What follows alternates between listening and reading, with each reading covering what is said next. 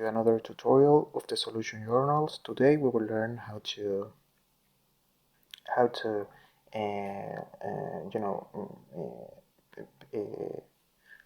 give the do a screenshot or an temporary photos of WhatsApp, and for doing a screenshot to that quick photos, like you can see once that photo, and the only thing you need to do is verify.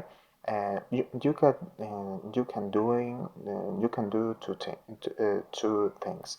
The first, you need to verify here in the Play Store if you got the ultimate option of the application of WhatsApp, because in the ultimate options you got more time to doing that, or in some options you can download that, you can doing the screenshot in your phone, because if you got the ultimate option of Android of WhatsApp, you need to verify if you got the ultimate download,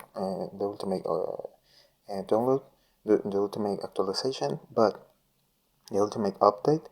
And if you can do too is doing that from the your PC, your desktop version of WhatsApp in PC. You can do that too. You can do the screenshot or recording the screen to get that photo of that video you can see once in WhatsApp. So you can do these two things. I hope this tutorial was helpful for you. Follow us for more content like this.